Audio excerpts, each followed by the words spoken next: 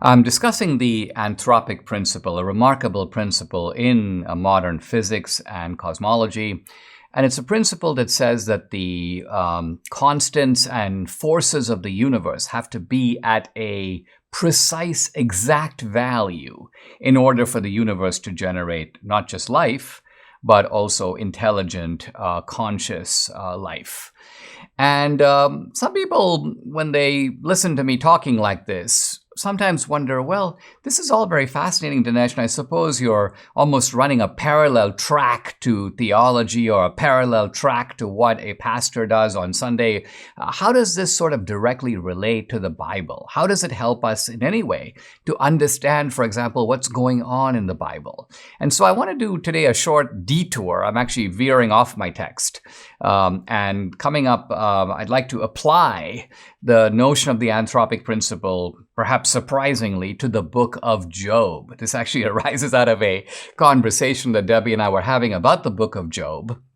We're in the process, by the way, of just reading our way through the Bible and then having discussions about it. Well, the book of Job is, of course, very famous because it shows the trials and tribulations of Job, but it also shows that in the end, God appears to Job and Job submits to God. Now, some of the atheists have looked at why Job submits to God, and they say, wait a minute, Job kept asking God, why is this happening to me? And by extension, why does suffering and evil happen to people, especially people who don't seem to in any way deserve it? Let's remember, in the book of Job, it is conceded that Job is a righteous man. We know this because God is speaking to the Satan, as they call him, and there's a mutual agreement that Job is an honest man. Job has not sinned. He's not being punished for his sinfulness. This is part of a wager between God and the Satan. And yet, when God shows up to Job, he says something really strange. Let me just read a few lines. Where were you when I laid the foundations of the earth? Tell me if you understand. Who marked off its dimensions? Who stretched a measuring line across it? And then God goes on like this. Who shut up the sea behind doors when it burst forth from the womb? Have you ever given orders in the morning or shown the dawn its place?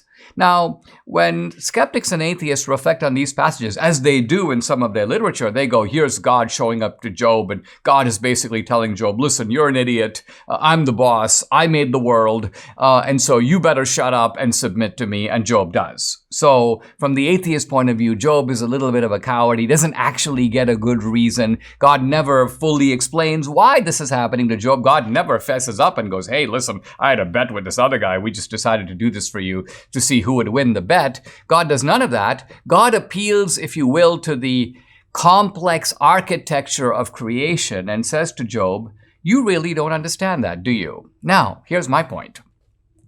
The anthropic rule demonstrates that in order to get this universe that we have with beings like us in it, there is a formula to do it. And God used that formula. Another way to put it is that God made the universe in the way that you have to make it in order to get humans. Let me put it somewhat differently using a simple example. If I want to get the number 4, I can do it in one of several ways. I can get 2 plus 2, that's 4. I can do 1 plus 3, that's 4. 3 plus 1, that's 4. 5 minus 1, that's 4. But those are the ways to get 4. I can't do 20 plus 20. I can't do 50 minus 10. I'm not going to get 4. So the point being, if God wanted to make creatures like us that can relate to him in this way, then he used the appropriate, quote, laws and formulas to make the world. But that means that the world had to be made the way that it is. You can't just say, well, listen, just let's alter the speed of light, let's alter the tectonic plates, let's alter the gravitational force, and let's still get a universe. It makes no sense. That's like asking God to use numbers to get 4, but to use 57 and 36 to get 4. That's just absurdity. That's nonsense. Omnipotence doesn't mean that. Omnipotence means God has unlimited power, but unlimited power to do what it is possible to do.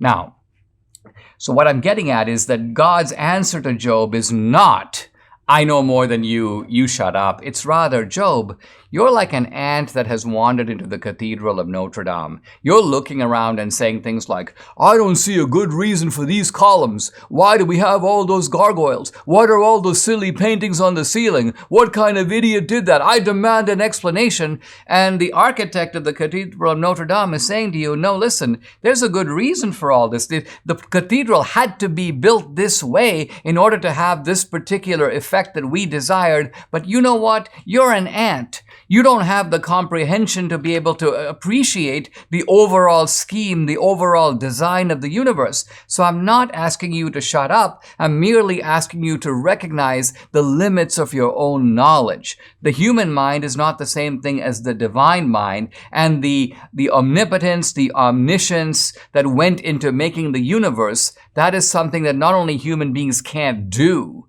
but it's very difficult even for human beings to comprehend.